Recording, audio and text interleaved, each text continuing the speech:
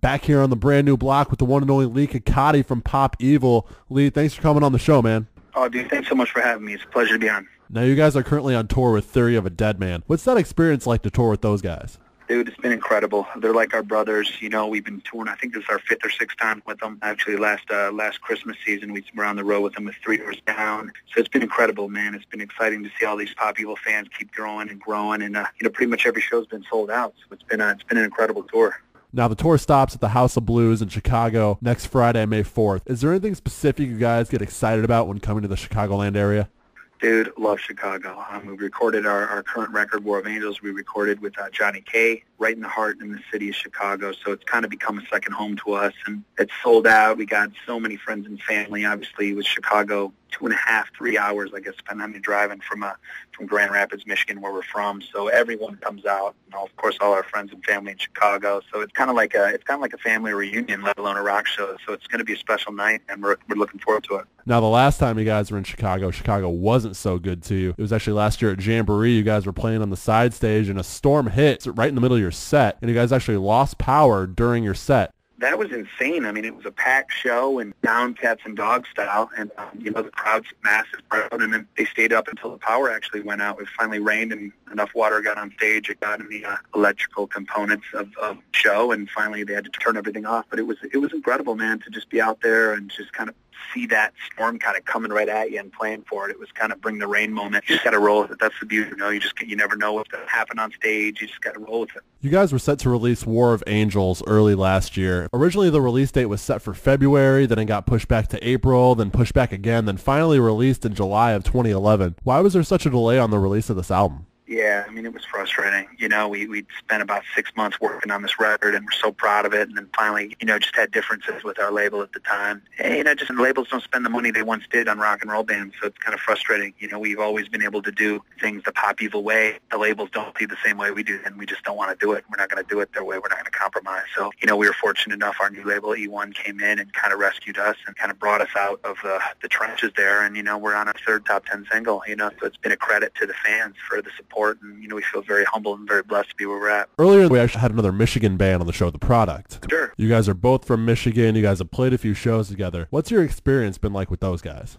They're a great band. I know they're still new to us. I mean, just because you get a chance to play with the band doesn't mean you always get to hang out a ton, because it gets harder for us to go out back at home because family comes in, and, we don't see our family during the year. So a lot of times when we go home, we go to the hotels and spend as much time with family as we can. Or if we go out early, people are buying us shots, and, then we're not able to do our job quite the same. So, the passing with the product in general has been minimal. But, from what we've seen, they're phenomenal. They seem like great guys, always been very respectful. And we look forward to playing more shows with those guys down the road.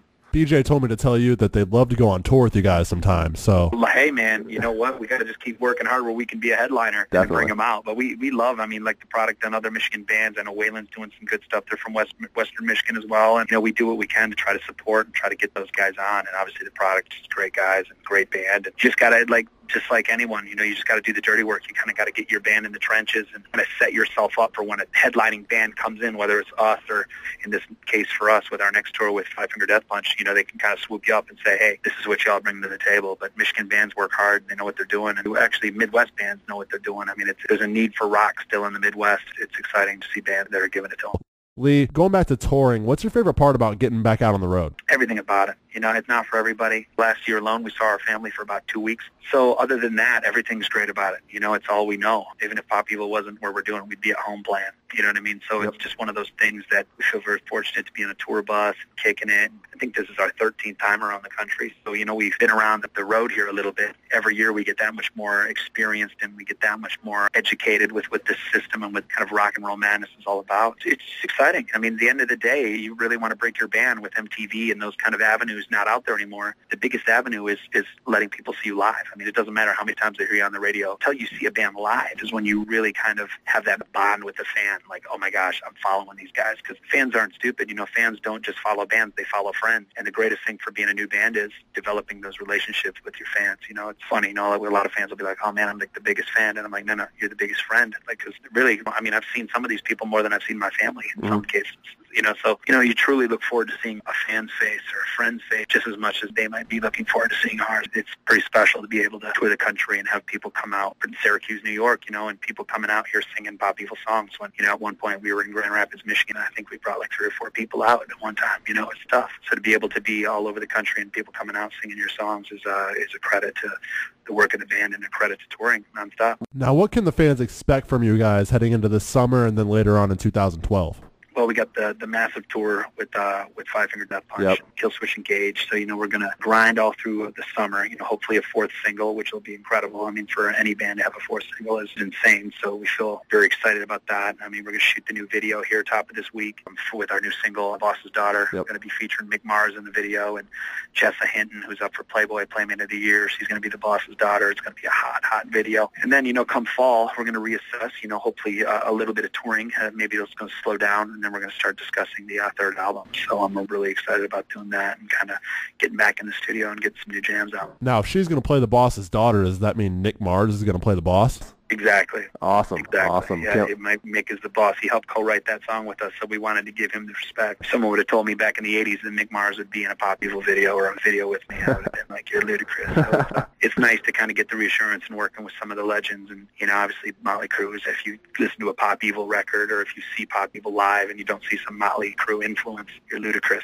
It's a huge influence band on us. We love the Crue, and we love how it just brings fun back to rock and roll and just music in general. It should be fun. People spend money to be entertained, and we're performers, entertainers, and musicians all in one, and that's what we love about the Crue. Wrapping things up here, do you have anything else you'd like to say to the fans? We just want to say thank you to all the Pop Evil support. We love our Evils, and Evil Nation is loud and proud, and we can't wait to see everybody out this summer with Five Finger and Killswitch. It's going to be a massive kind of merging tour with metal and hard rock music, and I think there needs to be more bands that do that, team up instead of segregating and being so competitive. I mean, I think metal and hard rock need to more shows like this where we embrace each other, because obviously we love our hard rock music, but we also love our metal music, and I think there's many more metal heads out there that love their rock and roll as well, and I think the more we kind of help each other and collab, the better our genres of music are. We can't have one without the other, so, with more bands that are willing to drop the stigmas and kind of lift each other up and embrace each other, I think that, hopefully we can see a resurgence of power of metal and hard rock music in the mainstream again. Hopefully we would definitely what we want to do our part doing, and we need the fans' help. Your dollars do count, so if you're on iTunes thinking, my dollar and my 99 cents doesn't matter, it really does. So get out there and support, especially for the new bands of the world out there. Labels only give money to the bands that are selling records, unfortunately, but not believing in artist development or not believing in maintaining a band or work ethic. They just want that lightning in a bottle. It's time for bands and fans to rise up and make sure we defend our, genres of music we love, rock and metal.